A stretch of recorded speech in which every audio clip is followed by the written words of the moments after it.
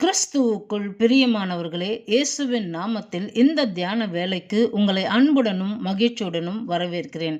நாம் கர்த்தருடைய வார்த்தையாகிய யோவான் சுவிசேஷ புஸ்தகத்தில் 14வது அதிகாரத்தில் 2வது வசனத்தை வாசித்து இந்த தியானத்தை ஆரம்பிக்கலாம்.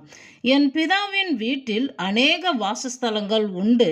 அப்படி இல்லாதிருந்தால் நான் உங்களுக்கு சொல்லியிருப்பேன், ஒரு ஸ்தலத்தை உங்களுக்காக ஆயத்தம் பண்ண போகிறேன். ஆண்டவராகிய இயேசு கிறிஸ்து இங்கே நம்மளுக்கு என்ன சொல்கிறாரு? என் பிதாவோட வீட்டில் வாசஸ்தலங்கள் இல்லைன்னா உங்களுக்காக நான் போய் ரெடி பண்ணுவேனே, ஆனால் உங்களுக்காக இருக்குது, நான் போகிற இடம் உங்களுக்கு தெரியாது அப்படிங்கிற மாதிரி ஆண்டவர் சொல்கிறாரு. நல்லா புரிந்து கொள்ளுங்கள். இன்னைக்கு நாம் பார்க்க போகிற இந்த பிரசங்கத்தோட தலைப்பு வாசஸ்தலம். வாசஸ்தலம்னா என்னது? நம்ம வசிக்கிற இடம், நம்முடைய வீடு. இந்த வார்த்தை ஆங்கில வேதாகமத்தில் எப்படி மொழிபெயர்த்திருக்கிறாங்க? மேன்ஷன். மேன்ஷன்னா உங்களுக்கு தெரியும், வீடு. நம்ம நல்ல தாராளமாக இருக்கிறதுக்கு, நம்ம சொகுசாக வசதியாக இருக்கிறதுக்காக உண்டாக்கப்படுற ஒரு வீடு. ஏதோ சின்ன எலி பொந்து இல்லை, ஏதோ ஒரு சின்ன என்ன சொல்கிறது, ஒரு குருவி கூடு கிடையாது. ஒரு நல்ல நம்ம நிம்மதியாக இருக்கிறதுக்காக நாம் வந்து சேருகிற, நாம் இளைப்பாறுகிற, நமக்கு ஒரு கம்ஃபர்ட் ஜோனாக இருக்கிற நம்முடைய வீடு. நிறைய பேர் சொல்லுவாங்க பாருங்கள், எலி வலை ஆனாலும் தனி வலை மேல், நமக்குன்னு சொந்தமாக ஒரு வீடு இருக்கணும் அப்படிலாம் சொல்லுவாங்க. சென்ற மாதத்தில் வேத பகுதியில் நம்ம எதை குறித்து பார்த்தோம்? கர்த்தருடைய வேதத்தில் பிரியமாக இருங்கிறத பார்த்தோம். ஏன்?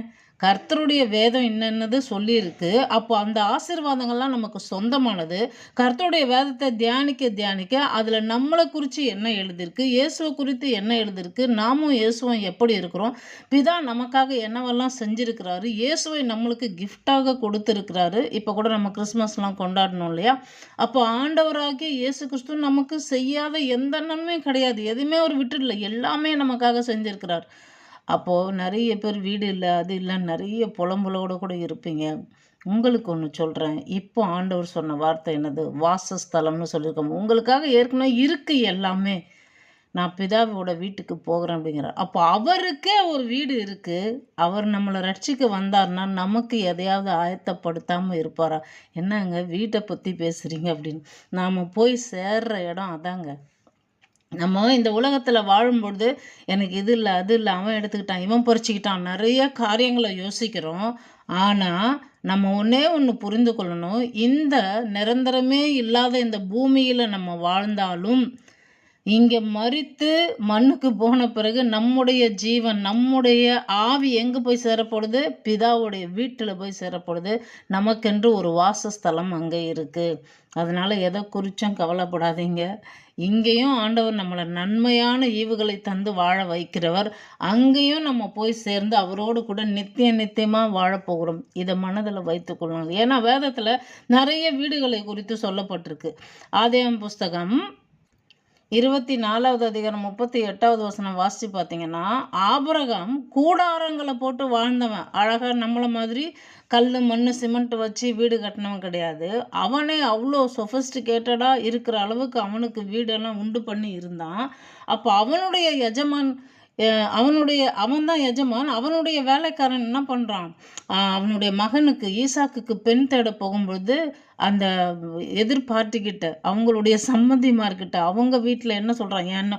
என்னுடைய எஜமான், என்னுடைய ஆபிரகாம் என்ன சொல்லியிருக்காரு? அவருடைய வீட்டுக்கு, அவருடைய தகப்பன் வீட்டுக்கு, அவருடைய இனத்தார் வீட்டுக்கு போய் ஒரு மகளை வந்து தேர்ந்தெடுக்கணும் என்னுடைய மகனுக்காக அப்படின்லாம் சொல்லியிருக்காரு பாருங்கள். அப்போது அவனுக்குன்னு ஒரு வீடு இருக்குது, அவன் இனத்துக்குன்னு வீடு இருக்குது. அப்போ வீட்டை குறித்து வேதம் சொல்லுது. அது மட்டும் இல்லை, நம்ம தாவீதை குறித்து பார்த்திங்கனாலும் அவனும் தனக்குன்னு வீடு கட்டுறான். சாலமோன் பெரிய அரண்மனை கட்டுறான். நிறைய இடத்துல நீங்கள் பார்க்கலாம், தகப்பன் வீடு, தாய் வீடு. ஏன்னா வீடுன்னு சொல்லும் பொழுது நம்ம அம்மா அப்பா நம்மளுக்காக இருக்கிறாங்க பாருங்கள், அந்த வீடு மாதிரி வேறு எந்த வீடும் வராது. நமக்குன்னு சொந்தமாக ஒரு வீடு கட்டினா நம்ம ரொம்ப சந்தோஷமாக இருப்போம். அப்போது நம்மளுடைய வீடு, நம்மளுடைய சொந்தம், நமக்கென்று ஒரு இடம் அப்படிங்கிறத தான் ஆண்டவராகிய இயேசு கிறிஸ்து யோவான் 14:2 நம்மளுக்கு சொல்லியிருக்கிறாரு. நான் உங்களுக்குன்னு ஒரு வாசஸ்தலத்தை ஆயத்தம் பண்ண போவேன்னு, ஆனால் பிதாவோட வீட்டில் அநேக வாசஸ்தலம் இருக்குது, உங்களுக்கெல்லாம் ரெடியாக இருக்குது அப்படிங்கிறத சொல்லித்தராரு.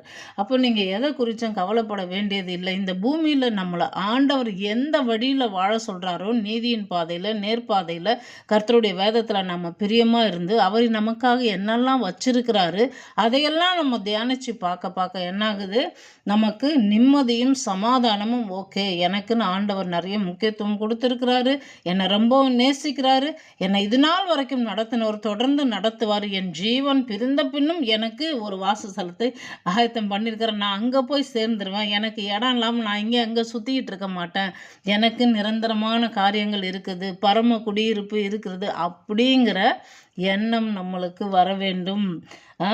ஏன்னா எபிரேயர் புஸ்தகம் நம்ம வாசித்து பார்த்தோம்னா 3வது அதிகாரத்தில் 2வது வசனத்தில் ஆண்டவராகிய இயேசு கிறிஸ்துவை குறித்து சொல்லும் பொழுது என்ன சொல்லப்பட்டிருக்கு, மோசே எங்கும் உண்மையுள்ளவனா இருந்தானா, அதுபோல் ஆண்டவராகிய இயேசு கிறிஸ்து பிதாவுக்கு எங்கும் இந்த பூமியிலையும் உண்மையாக இருந்தார், ஒவ்வொரு காரியத்திலும் உண்மையாக இருந்தார், சிலுவையில் உண்மையாக இருந்தார், தன்னை மரண பிறந்தும் தாழ்த்தினார், இப்போ பிதாவின் வீட்டிலும் இருக்கிறாரு. நீங்களும் நானும் இயேசுவோட கூட போய் பிதாவின் வீட்டில் இருக்க போகிறோம். இன்றைக்கி ஏதோ ஒரு வீட்டில் இருக்கும், சில பேர் வாடகை வீட்டில் இருப்பீங்க, சில பேர் சொந்த வீட்டில் இருப்பீங்க, சில பேர் வீடே எல்லாமே தேடிக்கிட்டு இருப்பீங்க. கவலைப்படாதீங்க, வெகு சீக்கிரத்தில் கர்த்தர் உங்களுக்கு ஒரு வீட்டை உண்டு பண்ணுவார். நீங்கள் 1 நாளாகமம் புஸ்தகம் 17வது அதிகாரம் 10வது வசனத்தை வாசித்து பாருங்கள். என் சத்துருக்களை எல்லாம் கீழ்ப்படுத்தினேன், இப்போதும் கர்த்தர் உனக்கு ஒரு வீட்டை கட்டுவார் என்பது உனக்கு அறிவிக்கிறேன், உன் சத்துருக்கள் எல்லாம். அதாவது நாத்தானுங்கிற தீர்க்கதரிசி தாவீது கிட்ட ஒரு காரியத்தை சொல்கிறாரு, பா நீ என்ன ஆண்டவரை குறித்து கவலைப்பட்டுட்டு இருக்கிற, ஆண்டவருக்கு ஒரு வீடு கட்டணும்னு நினைக்கிற, ஆனால் ஆண்டவர் ஒன்றை குறித்து வெகு காலத்துக்கு பிறகு இருக்கிற காரியங்களை குறித்து, உன் பிள்ளைகளை குறித்து, உன்னுடைய சந்ததிகள் அடுத்த தலைமுறைகளை குறித்தெல்லாம் ஆண்டவர் இந்த மாதிரி காரியங்களை சொல்லியிருக்கிறாருன்னு நாத்தான் தீர்க்கதரிசி என்ன பண்ணுறாரு, தாவீது கிட்ட பேசுகிறார். நீங்கள் வீட்டில் இதை வாசித்து பாருங்களேன். 1 நாளாகமம் 17வது அதிகாரம் முதல் வசனத்திலிருந்து 12வது வசனம் வரைக்கும் வாசித்து பாருங்கள். அவ்வளோ அருமையாக ஆண்டவர் தம்முடைய தீர்க்கதரிசியை கொண்டு தாவீது கிட்ட பேசுகிறாரு. தாவீதே, நீ என்னை பற்றி கவலைப்பட்டுட்டு இருக்கிற, எனக்கு ஒரு வீட்டை உண்டு பண்ணணும். அதாவது நிறைய பேருக்கு மனசுக்குள்ளே சர்ச்சு கட்டணும் அப்படிங்கிற எண்ணம் இருக்கும் இல்லையா. ஒரு விசுவாச பிள்ளையாக இருந்தால் கூட நம்ம நம்மளுடைய போதகருக்கு ஒரு சர்ச்சு கட்டி கொடுக்கணும், நம்ம ஆண்டவருக்காக பாவம் அவங்க ஊழியத்தை பண்ணிகிட்டு இருக்கிறாங்க அப்படிலாம் நிறைய பேர் யோசிச்சுட்டு இருப்பாங்க. நிறைய இடத்துல இதெல்லாம் நடக்குது, சில பேர் அதை செஞ்சும் இருக்கிறாங்க. ஆனால் இங்கே தாவீது யாரோ ஒருத்தருக்கு சர்ச்சு கட்டி கொடுக்கணும்னு நினைக்கல. இவங்க என்ன நினைக்கிறான், சர்ச்சு எதுக்கு, எல்லா ஜனங்களும் தேவனை ஆராதித்து தொழுது கொள்ளணும், அதனால் நான் கட்டுவேங்கிறான். நானே கட்டுவேன். இவன் ஒன்றையும் ஆசாரியன் கிடையாது, இவன் ஒன்றையும் ஒரு லேவியன் கிடையாது, இவன் ஒன்றும் போய் பிரசங்கம் பண்ண போகிற ஆள் கிடையாது. ஆனால் இவன் என்ன சொல்கிறான், நான் தேவனுக்காக ஒரு தேவாலயத்தை கட்டுவேன், அநேக பேர் ஆண்டவர் தொழுது கொள்ளணும். எவ்வளோ நல்ல தேவன் நம்முடைய தேவன், நம்ம மேலே அக்கறையும் கரிசனையும் உள்ள அற்புதமான தகப்பனாக இருக்கிறாரு அப்படிங்கிறத தாவீது புரிஞ்சு வச்சுக்கிட்டு அந்த உடன்படிக்கை பெட்டிக்காக, ஏன்னா உடன்படிக்கை பெட்டி அப்போ என்ன ஆகுது, அவங்கவுங்க இஷ்டத்துக்கு எடுத்துன்னு போய் எங்கள் வீட்டில் ஆசீர்வாதமாக இருக்குது, எங்கள் ஊரில் ஆசீர்வாதமாக இருக்குன்னு அவங்கவுங்க எடுத்துன்னு போய் வச்சுக்கொள்கிறாங்க. சில பேருக்கு அது ஆசீர்வாதமாக இருக்குது, சில பேருக்கு சாபமாக இருக்குது. ஆனால் இவன் என்ன பண்ணுறான், கடைசியாக நம்மளுடைய தாவீதின் நகரத்தில் தான் இந்த பெட்டி இருக்கணும், தேவனுடைய, அப்போ தேவனே வாசம் பண்ணுற மாதிரி அவன் அதை விசுவாசிக்கிறான் பாருங்க. அதனால அவருக்கு ஒரு வீட்டை உண்டு பண்ணுவேன்னு சொல்லும் போலத்தான் தீர்க்கதரிசியை கொண்டு ஆண்டவர் பேசுறாரு தாவீது கிட்ட, தாவீதே நீ எனக்கு வீட்டை உண்டு பண்றது இருக்கட்டும்பா, நான் தான் எல்லாவற்றையும் உண்டாக்குகிற தேவன், உனக்கான காரியத்தை இந்த தீர்க்கதரிசி வழியா சொல்றேன்னு நிறைய காரியங்களை சொல்றாரு. வாசித்து பாருங்கள். 1 நாளாகமம் 17வது அதிகாரம் முதல் வசனத்திலிருந்து 12வது வசனம் வரைக்கும் பொறுமையா வாசிச்சு பாருங்க. அவ்வளோ அருமையாக தேவன் சொல்வார், உன்னை இப்படியெல்லாம் நடத்தினார், கர்த்தர் இப்படியெல்லாம் பார்த்தாரு, நீ அவருக்காக பிரயாசப்படுற, ஆண்டவருக்காக ஆலயம் கட்டணும்னு நினைக்கிறான், ஆனால் நீ கட்ட தேவையில்லப்பா, உன்னுடைய மகன் கட்டுவார், அவருடைய சிங்காசனத்தை தேவன் என்னன்னைக்கும் நிலைக்கு வச்சு மகிமைப்படுத்துவார், ஏன்னா உண்மையில் இருக்கிற பிரியம் அது. ஆனால் நீ என்ன பண்ணுற, ஒரு யுத்த புருஷனாக இருந்த நீ நிறைய போயிட்டு நிறைய யுத்தங்களை செய்து உன் கைகள் ரத்தம் படிஞ்சிருக்கு, அதனால் பரிசுத்த கரங்களால் எனக்கு ஆலயம் கட்டணும் அப்படின்னு சொல்லிட்டு. இன்றைக்கி பாருங்கள், ஆண்டவராகி இயேசு கிறிஸ்து பரிசுத்தராக இருந்து மற்றவங்களை தாவீது மாதிரி யுத்தம் செஞ்சு ரத்தம் சிந்த வைக்கல, தானே ரத்தத்தை சிந்தி நம்ம எல்லாரையும் பரிசுத்தமாக்கினார். விளங்குதா உங்களுக்கு? அப்போது நம்மளை பரிசுத்தமாக்கி நாம் போய் அந்த வீட்டில் இருக்கும்படிக்கு நமக்காக ஒரு ஸ்தலத்தை, வாசஸ்தலத்தை உண்டு பண்ணி இருக்கிறேன், கர்த்தர் உங்களுக்காக வச்சிருக்கிறாரு அப்படிங்கிறார் பாருங்க. அப்போ நம்மளுக்காக பிதாவின் வீட்டில் அநேக வாசஸ்தலங்கள் இருக்குது, நமக்காக எல்லாமே ரெடி பண்ணி வச்சிருக்கிறாரு நம்ம ஆண்டவராகிய இயேசு கிறிஸ்துங்கிறத நம்ம புரிந்து கொள்ளணும். அது மட்டும் இல்லை, ஆண்டவர் நம்மக்கிட்ட எதிர்பார்க்குற ஒரு காரியம் என்னென்னா, அவரை முழு உள்ளத்தோட, முழு மனதோட, முழு ஆவியோட, முழு பலத்தோட நம்ம அன்பு கூர்றோமா இல்லையாங்கிறத நம்மளுக்கு ஒரு நாளும் பரீட்சை. அதை நீங்கள் எங்கே வாசித்து பார்க்கலாம் அப்படின்னா, உபாகமம் புஸ்தகம் 13வது அதிகாரம் 1லேருந்து 3 வரைக்கும் வாசித்து பாருங்கள்.